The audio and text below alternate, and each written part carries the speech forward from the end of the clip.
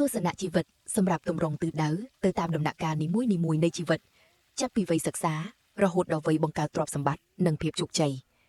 គតិអប់រំស្ដីពីដំណើរជីវិតរបស់មនុស្សចែកចេញជាពីរដំណាក់កាលធំៗគឺចាប់ពីវ័យកុមារដល់អាយុ20ឆ្នាំការរស់នៅនិងការសិក្សានិងពីវ័យ20ឆ្នាំដល់40ឆ្នាំការងារនិងទ្រព្យសម្បត្តិដើម្បីជាការពិចារណានិងជាត្រីវិស័យសម្រាប់ជីវិតដំណាក់កាលទី1វ័យកុមារដល់20ឆ្នាំវ័យសាព្រោះគ្រាប់ពូជនិងកសាងគ្រឹះវ័យនេះជាដំណាក់កាលនៃការកកើតបុគ្គលិកលក្ខណៈការរស់នៅក្រោមការបីបាច់ថែរក្សានិងជាពេលវេលាដ៏សំខាន់បំផុតសម្រាប់ការសិក្សារៀនសូត្រ 1. ការរស់នៅនិងការកសាងខ្លួន Lifestyle and Character ភាពកតញ្ញូនិងការស្ដាប់បង្គាប់មនុស្សក្នុងវ័យកុមារនិងយុវវ័យគ្រួសារគឺជាសាលារៀនដំបូងការគោរពស្ដាប់បង្គាប់ឪពុកម្ដាយនិងចាស់ព្រឹទ្ធាចារ្យមិនត្រឹមតែជាគុណធម៌នោះទេប៉ុន្តែវាជាខែលការពារយើងពីការដើរផ្លូវខុសការជ្រើសរើសមិត្តភ័ក្តិដោយពាក្យបុរាណពោលថានៅចិត្តគិតចិត្តដីសម្ោចវ័យនេះងាយនឹងរងឥទ្ធិពលពីមជ្ឈដ្ឋានជុំវិញណាស់ការសែបគប់មិត្តល្អដែលនាំគ្នាទៅរកផ្លូវចំណេះដឹងនិងសិលធម៌គឺជាទ្រព្យដ៏ធំធេងក្នុងឆាកជីវិតការស្វែងរកខ្លួនឯងវាជាវ័យដែលត្រូវសាកល្បងស្វែងរកចំណង់ចំណូលចិត្តជំនាញនិងដឹងថាខ្លួនឯងជានរណាដើម្បីត្រៀមខ្លួនហោះហើរទៅថ្ងៃអនាគត 2. ការសិក្សា Education ចំណេះដឹងជាអាវុធក្នុងវ័យមុន20ឆ្នាំភារកិច្ចចម្បងបំផុតគឺការរៀនគ្មានការវិនិយោគណាដែលចំណេញជាងការវិនិយោគលើចំណេះដឹងនោះទេការរៀនមិនមែនត្រឹមតែក្នុងសាលាដើម្បីយកសញ្ញាបត្រមួយសន្លឹកនោះទេប៉ុន្តែគឺការរៀនដើម្បីដឹងរៀនដើម្បីមានជំនាញពិតប្រាកដនិងរៀនដើម្បីអភិវឌ្ឍផ្នត់គំនិត Mindset គតិអប់រំសម្រាប់វ័យនេះការនឿយហត់ក្នុងការរៀនសូត្រគឺជាការនឿយហត់បណ្ដោះអាសន្នប៉ុន្តែការល្ងងខ្លៅគឺជារូបរួមនៃភាពលំបាកវេទនាមួយជីវិតចូលប្រើប្រាស់ពេលវេលានៅវ័យនេះដើម្បីស្រូបយកចំណេះដឹងនិងបច្ចេកវិទ្យាឲ្យបានច្រើនបំផុតដំណាក់កាលទី2វ័យ20ដល់40ឆ្នាំវ័យប្រយុទ្ធលើសមរភូមិជីវិតនិងប្រមូលផលវ័យនេះជាចំណុចរបត់ដ៏ខ្លាំងក្លាបំផុតមនុស្សត្រូវដើរចេញពីម្លប់គ្រួសារមកឈរលើជើងខ្លួនឯងប្រឈមមុខនឹងតថភាពសង្គមស្វែងរកអាជីពនិងបង្កើតទ្រព្យសម្បត្តិ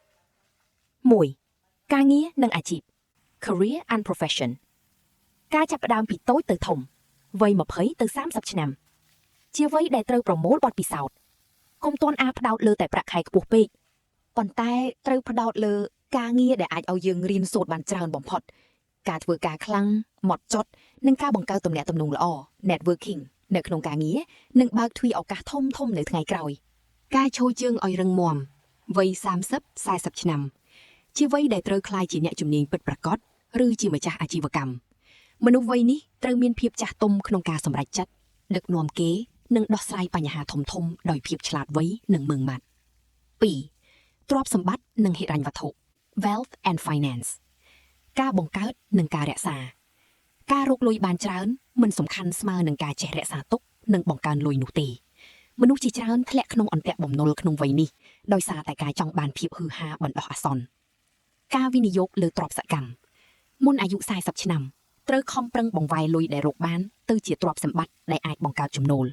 ដូចជាដីធ្លីផ្ទះសម្បែងភាគហ៊ុនឬអាជីវកម្មមិនមែនចំណាយទៅលើតែសម្ភារៈនិយមដែលធ្លាក់ថ្លៃនោះទេគតិអប់រំសម្រាប់វ័យនេះលុយមិនអាចទិញសុភមង្គលបានទាំងអស់មែនប៉ុន្តែភាពក្រីក្រក្នុងវ័យកណ្ដាលអាចបំផ្លាញសេចក្តីថ្លៃថ្នូរនិងគ្រួសារបាន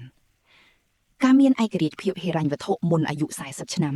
គឺជាខែលការពារដ៏រឹងមាំសម្រាប់វ័យចំណាស់ជីវិតមនុស្សប្រៀបដូចជាការសង់ផ្ទះមួយខ្នងវ័យ0ដល់20ឆ្នាំគឺជាការចាក់គ្រឹះនិងរៀបសសរបើគ្រឹះចំណេះដឹងនិងសីលធម៌រឹងមាំផ្ទះនោះនឹងមិនងាយរំលំឡើយវ័យ20ដល់40ឆ្នាំគឺជាការប្រក់ដំបូលនិងតុបតែងលម្អជាពេលបញ្ចេញកម្លាំងកាយចិត្តបង្កើតលទ្ធផលនិងទ្រព្យសម្បត្តិដើម្បីជ្រកកោនបើកាលពីវ័យក្មេងយើងលេងសើចនឹងការសិក្សានោះដល់វ័យកណ្ដាលជីវិតនឹងលេងសើចនឹងយើងវិញដោយការលំបាកតស៊ូរកការងារនិងទ្រព្យសម្បត្តិផ្ទុយទៅវិញបើខំប្រឹងប្រែងត្រូវតាមដំណាក់កាល